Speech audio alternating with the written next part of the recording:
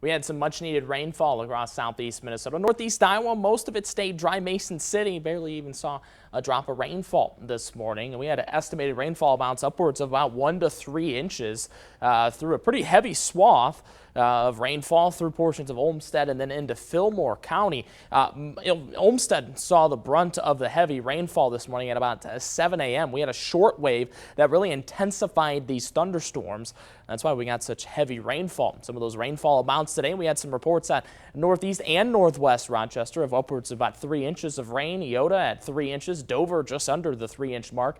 Here at the studio, we were right around 2 inches of rainfall, officially 1.3, so about 1 1/3 inches at the Rochester International Airport. That's really helped because we've been so dry so far this September. Dry conditions settle in through the overnight hours tonight. The showers and thunderstorms well off to our east now in central Wisconsin. We'll deal with some clear skies here through at least the next several hours and pretty much stay clear through the overnight hours. So dry and quiet tonight. 80s return tomorrow for Friday and potentially on Saturday. So some warm conditions still on the way, but then big changes next week. So let's look at the jet stream. That will kind of tell us what's going to happen potentially next week. So as we move through Friday and into Saturday, what's happening in the jet stream? We have really strong west to east flow, and you can kind of see just a little bit of a dip here in the jet stream. Now the yellow's indicating the west to east flow. We are picking up just a little bit of southerly wind, and we'll have southerly winds at the surface. That will kick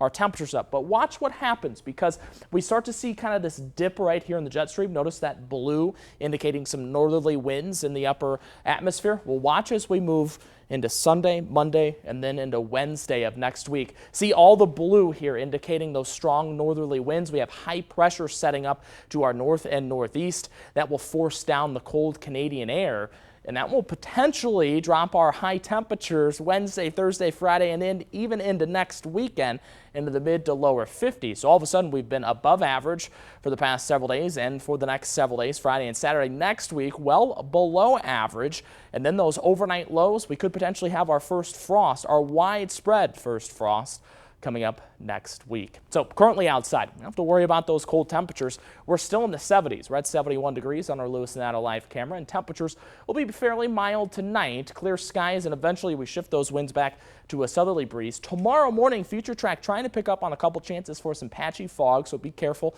on the roads tomorrow morning. Southerly winds bump our temperatures nearing 80 for highs tomorrow. Forecast then for tonight: 58 for the overnight low, slowly clearing, mild tonight. Temperatures tomorrow, beautiful weather. Be a little breezy, winds out of the south about 10 to 20 miles per hour. 81 for that high on Friday. 78 for Saturday. We'll see a chance for some isolated showers in the afternoon and evening, and then through the next 7 days we drop down. 67 Sunday, 50 by Thursday. Caitlin? Gonna get cool.